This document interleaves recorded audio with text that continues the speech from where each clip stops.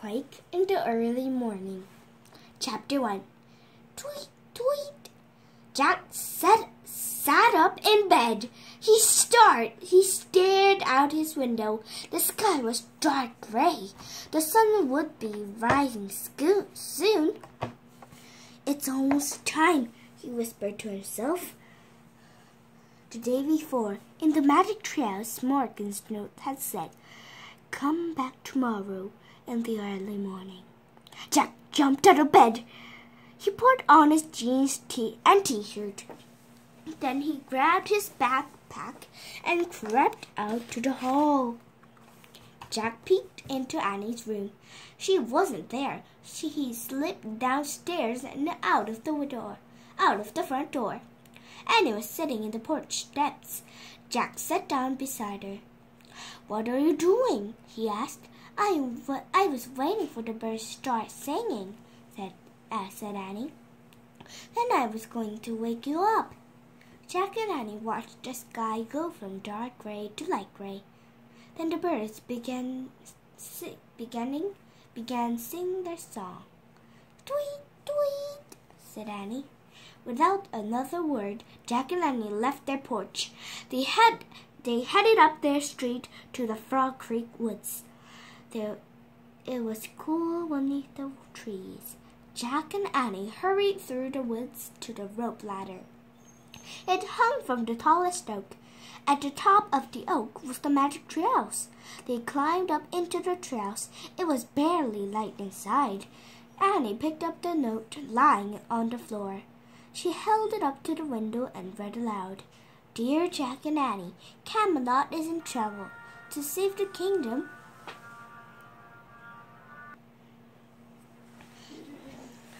Dear Jack and Annie, Camelot is in trouble. To save the kingdom, please find these 4 special kinds of writing for my library. Something to follow, something to send, something to learn, something to lend. Thank you, Morgan." Jack took a deep breath. "Okay," he said, we have our first special writing. A list from the Civil War." "We have the second," said Annie. "A letter from the Revolutionary War." "We have the third," said Jack. "A poem from a pioneer schoolhouse." "Now we need one more," said Annie. "I wonder why we have to find these special writing for Morgan's library."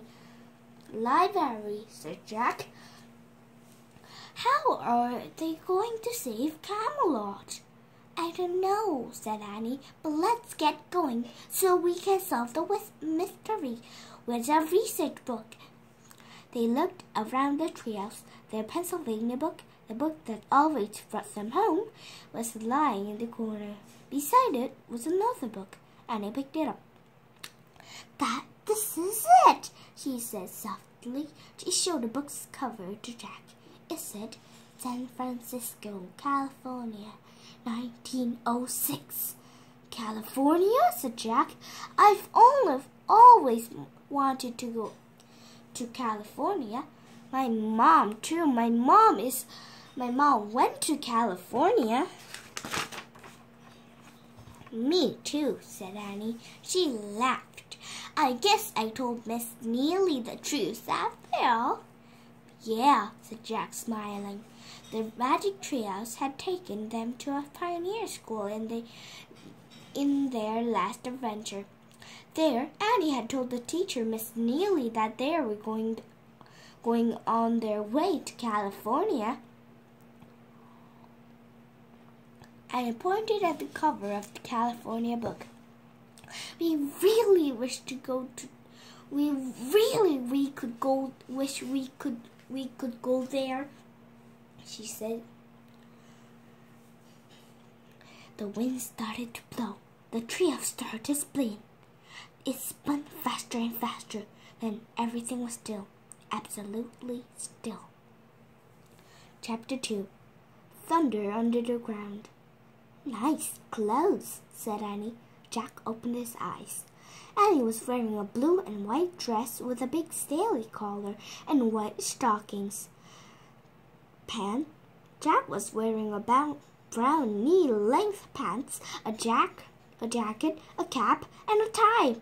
His backpack had become a leather bag, and he and Annie both wore short, lace-up boots. A church bell started to ring.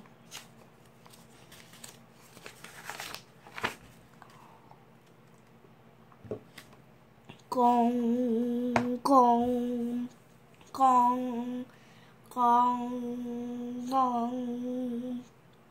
It rang 5 times, said Jack. It must be 5 in the morning. Yeah, said Annie. She was looking out the window. Jack looked with her. The early morning air felt fresh and cool. The treehouse had landed in a tree at the bottom of a hill.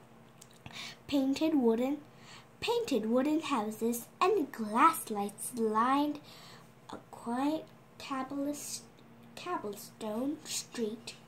A trolley car moved along tracks up the street. It rounded the top of the hill. It rounded the top of the hill and disappeared. Tall buildings soared farther off. The sun was behind them, making pink streaks in the blue sky. It's really pretty here, said Annie. Yeah, said Jack. He opened the research book and read, on Wednesday, April 18th, 1906, San Francisco was the biggest city on the west coast of the United States. It had a population of 500,000 people. It was also one of the loveliest cities in the country. Jack pulled out his notebook. He wrote, San Francisco, April 18th, 1906, biggest city in the West, lovely. Let's go, Annie said impatiently. Jack looked back at the book. He wanted to learn more. Now, said Annie. She took the book and notebook away from him and put them into his leather bag. Let's not waste any more time. Annie left the treehouse. Doing research is not wasting time, Jack called after her, but he slung his bag over his shoulder and followed Annie down the rope ladder. When they had both stepped onto the grass, Jack looked around. Where to? He said. Anywhere, said Annie. Let's just explore and see the sights. We can't be tourists.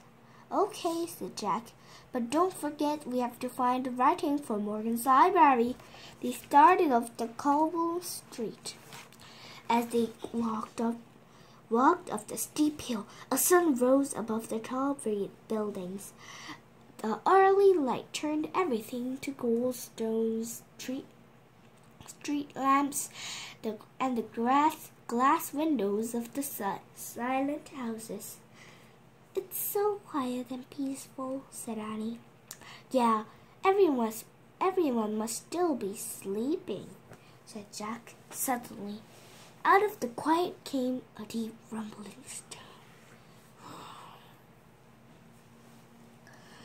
Jack stopped. He grabbed Annie's arm. What's that? He said. And the noise got louder. It sounded like thunder coming from under the ground. The earth was shaking. Church bells clanged wildly. The whole street began to move. The cobblestones rolled like waves in the ocean. What's happening? Annie cried. Chimneys fell off roofs. Glass lights toppled over. Bricks crashed onto the street. Get down, shouted Jack. Cover your head. Jack and Annie crouched down on the ground with their arms over their heads.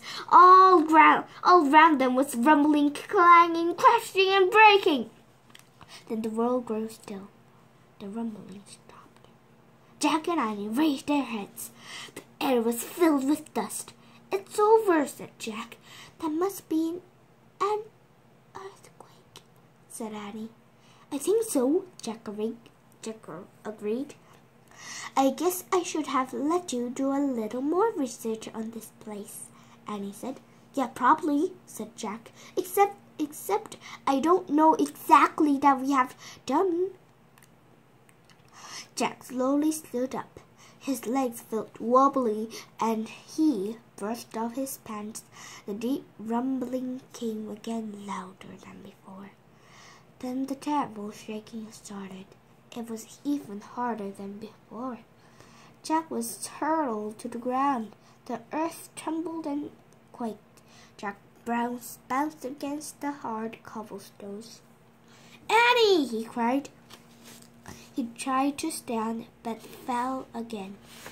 Through the dusty air, he saw the tall buildings away against the sky. Roofs were caving in.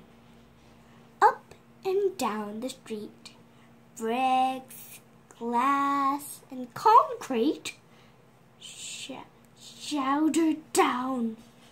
It seemed like a long time before the dreadful noise had shaking finally stopped.